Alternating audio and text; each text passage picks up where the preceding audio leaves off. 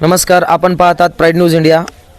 आज आपण हदगाव येथील फुले वस्ती इथे आलेलो आहोत जनकौल विचारण्याकरिता। हदगाव हिमायतनगर विधानसभेमध्ये जे महाविकास आघाडीचे उमेदवार आहेत, महायुतीचे उमेदवार आहेत, तर येथील लोकांच्या मनामध्ये कोणते उमेदवार आहेत, त्यांना त्या उमेदवाराबद्दल काय वाटते, कोणते उमेदवार कामं करू शकतात, यांची मागणी काय आहे हे जाणून घेण्याकरिता आपण आज फुलेनगरमध्ये आलेलो आहोत। तर काका श्री मला एक गोष्ट सांगा की तुम्हाला काय अडचण आहे किंवा कोणता व्यक्ती निवडून येईल, उमेदवार निवडून येईल। महाविकास आघाडीचे माधवराव पाटील जवळगावकर आहेत उमेदवार आणि महायुतीचे बाबुराव कदम कोळीकर आहेत। तर तुमची अडचण काय आहे आणि कोणता माणूस निवडून उमेदवार म्हणून निवडून येईल? या जनतेनं जसे बोललो तसे तेच येतात ना निवडून, बाबुराव कोळीकरच येतात। बरं, तर मला एक गोष्ट सांगा, तुम्हाला काय अडचण आहे म्हटले? पगारच येईना झाली, 2-3 त्रुटीतच कागद टाकले, आता अजून पुन्हा डबल केल्या तर विचारलं साहेबाला तर पुढच्या महिन्यामध्ये येतील म्हणले। कोणती पगार म्हणजे? हे 60 वर्षाची 60 वर्षाची निराधार का? निराधार पगार? हो। बरं, तहसील कार्यालयामध्ये गेल्यावरती ते काय म्हणतात अधिकारी? पुढच्याच महिन्यात म्हणतात, त्रुटीच 2-3 टाकलेत, पुन्हा मी डबल केले, पुन्हा आता आजही जाऊन आलो तर साहेबाला बोललो तर आता या महिन्यामध्ये पुढच्या महिन्यामध्ये येतील म्हणली। बरं, त्रुटीमध्ये फाईल असताना सुद्धा फाईल तुम्ही परत व्यवस्थित भरून डबल दिली तरी पण तुम्हाला त्रास देत आहेत का? हो, नाही, पुन्हा डबल आता काय म्हणतात की पुढच्या महिन्यात काढतो म्हणले। बरं बरं, म्हणजे शासनाच्या कामाला थोडासा विलंब लागत असतो, तुमच्या फाईलमध्ये त्रुटी असेल तर ते असते।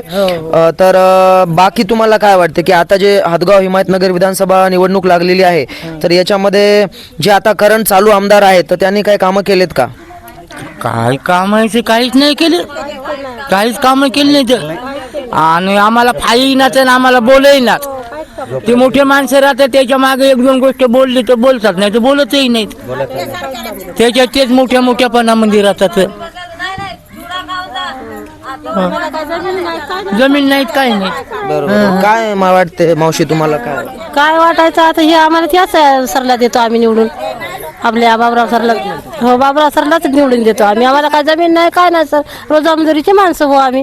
हो, एवढंच आहे आम्हाला, याच तेनच आम्ही चांगलं करावं, आमचं साजरं राहावं, बस झालं। दुसऱ्या एका व्यक्तीशी आपण संवाद साधूयात। काका तुम्हाला काय वाटते, बाबुराव कदम कोळीकर की जवळगावकर? नाही, कदम, बाबुराव कदम येणार। बाबुराव कदम आमदार जर झाले तर निवडून तुमचे प्रश्न सोडवतील अशी तुम्हाला आशा आहे का? काही नाही, घरकुल पाहिजे, दुसरं काय नाही, घरकुल द्यायची बाबुराव कदम आले, दुसरं पाहिजे। बरं, जे अगोदरचे जे आमदार होते त्यांनी घरकुल वगैरे दिले का? नाही दिले, घरकुल दिलं नाही, काही नाही, येऊन बघितलं नाही। आपण अजून एका व्यक्तीशी संपर्क साधूयात। काकाश्री काय वाटते तुम्हाला या विधानसभेसंदर्भात? विधानसभेसंदर्भात आता जे इथं जे सगळ्याची भेट घेतली त्याच्याबद्दल यायचं जे मत आहे ते अगदी ठाम मत आहे, त्याच्याबद्दल कुठलाही वाद नाही। पण या आबादीच्या किंवा या फुलेनगरच्या बाबतीत एक मोठी अडचण जी आहे, हे आता रस्ते लाईट तर येईलच, पण मोठी अडचण ही आहे की ह्या आबादीचा सर्वे नंबर काय असेल ते रेव्हेन्यू डिपार्टमेंटला माहीत राहील, 226 काहीतरी आहे, तर इथून तिथून कुठली अतिक्रमणाखालीच ही जागा आहे आणि त्याच्यामुळं मालकी हक्काच्या पट्ट्याबद्दल सर्व आबादीनं किंवा सर्व या वस्तीनं हाकार केला, उठाव केला किंवा मागणी केली, याच्यात कुठलीही शासनानं याच्यात कुठलीही दखल घेतली नाही। म्हणून आम्ही भोगवटदार म्हणून आत्तापर्यंत 40 ते 50 वर्षापासून आम्ही ह्या आबादीमध्ये किंवा या जमिनीवर वास्तव्य आहे आमचं, पण अद्याप शासनाला चेव आला नाही किंवा शासनानं कुठली दखल घेतली नाही। त्याकरता हे जे विधानसभेची निवडणूक व्हायली त्या संदर्भात येणारे जो कोणी पदाधिकारी येतील किंवा आमदार खासदार असतील त्यानेसुद्धा हे लक्षात घेऊन पुढची का आम्हाला घरकुलाच्या बाबतीत जी काही योजना आहे, पंतप्रधानाची असो मुख्यमंत्र्याची असो, त्या आम्हाला मिळायला पाहिजेत आणि हे प्रत्येक या आबादीतल्या प्रत्येक घराला आपला मालकी हक्क देण्यात यावं. यापूर्वीचे जे आमदार होते त्यांनी तुमच्या समस्या सोडवल्या नाहीत का? ते समस्या आम्ही मांडल्या, हो, पण ह्या ठिकाणी नगरपालिका जी असेल किंवा हे रेव्हेन्यू डिपार्टमेंट जे असेल, हो, त्यांनी फक्त आम्हाला एकच आश्वासन दिलं होतं की हद्दवाढ झालेली आहे, आणि या हद्दवाढीमध्ये नगरपालिकेच्या हद्दवाढीमध्ये तुमचं हे सगळ्याचे कामं होती, पण अद्याप झालेली नाही.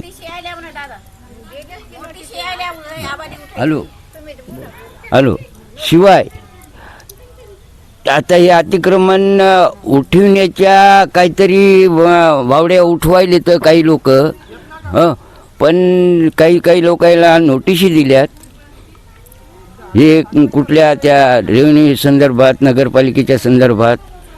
तर हे जे कार्यवाही आहे ते आम्हाला मालकी हक्क द्या आणि नंतर कारवाई करा. म्हणजे आबादी उठवणार आहेत अशा तुम्हाला शासनाकडनं नोटीस येत आहेत? रेव्हेन्यू खात्याकडून नोटिशी नगरपालिकेकडून मार्फत आलेल्या आहेत काही लोकायला. तर ते नोटिशी देऊन उपयोग काय होणार आहे त्याचा? काय इथून आम्हाला हकालून तरी द्या इथून. नाही, हा प्रश्न जो आहे ना सर्व जनतेचा, वस्तीचा, हा प्रश्न तुम्ही आमदाराकडे, चालू आमदाराकडे कधी मांडला की नाही? जो आमदार येईल, आज 25-40 वर्ष झालं, हो, 30-40 वर्ष 50 वर्ष व्हायले, जो कोणी आमदार येईल त्याच्याकडे आमचं हे गाऱ्हाणं दर 5 वर्षाला आहे, पण त्याच्यावर कुणीही लक्ष देईना किंवा शासन दरबारी याच्यावर कुणीही कारवाई करणं झाले किंवा शासन दरबारी जनतेचा आमच्या कोणी गाऱ्हाणं मांडिना. त्याच्यामुळं आम्ही पहिलेच वैतागलेले माणसं आहो. या घरच नाही ते घरकुल कोठलं येईन? बरोबर. हां, मालकी हक्कच नाही ते घरकुल कोठलं येईन? अगदी बरोबर. घरकुल येण्याकरिता स्वतःची मालकी हक्काची जमीन पाहिजे असते. तर मला एक गोष्ट सांगा काकाश्री, की समजा बाबुराव कदम कोळीकर आणि माधवराव पाटील महाविकास आघाडीचे बाबुराव कदम कोळीकर आले तर तुमच्या ह्या समस्या दूर होतील अशी तुम्हाला आशा आहे का? एक मिनिट, बाबूराव येवोत का माधवराव येवोत का आणखी कोणी तिसरा येवोत, फक्त आमचं घराणं जे आहे जो कोणी निवडून येईल त्यानं शासनापर्यंत पोहोचायला पाहिजे. आम्ही वैयक्तिक कोणाची नावं घेत नाही ना, वैयक्तिक कोणाला आम्ही हे येते ते येते असं काही आम्ही सांगू शकत नाही, कारण ते जनतेच्या मनावर राहते ती. हां, ते आपण हमखास कसं सांगू शकतो? इथं शेवटी आमदार कुणाला करायचे जनतेच्याच मनावर आहे, पण एक जनमत म्हणून, एक तुमचं वैयक्तिक मत म्हणून आपण विचारत आहोत. वैयक्तिक मत काय, आमचं सगळ्याबरोबर आमचं वैयक्तिक मत आहे. बरं. हां, म्हणजे यापूर्वी समजा माधवराव पाटील जवळगावकर आमदार होते, यांचा जे वस्तीचा प्रश्न आहे तो वस्तीचा प्रश्न यांनी पाठपुरावा केलेला होता, पण त्याच्याबद्दल काही बोलण्यात आलेलं नाही आहे. यांना रेव्हेन्यू ऑफिसकडून नोटीस येत आहेत.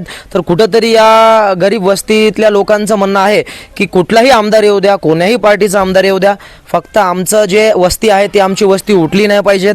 आमच्या वस्तीवरचे घर आम्हाला मालकी हक्काचे करून दिले पाहिजेत, आणि त्यानंतर आमच्या जे काही छोट्या मोठ्या रस्त्याच्या पाण्याच्या प्रश्न आहेत आणि घरकुलाचे प्रश्न आहेत ते सोडवले पाहिजेत. आपण फुले वस्ती येथे इथे येऊन दखल घेतलेली आहेत. तर फुले वस्तीमध्ये येऊन आपण दखल घेतलेली आहेत. मुख्य संपादक दीपक भवर, प्राईड न्यूज इंडिया.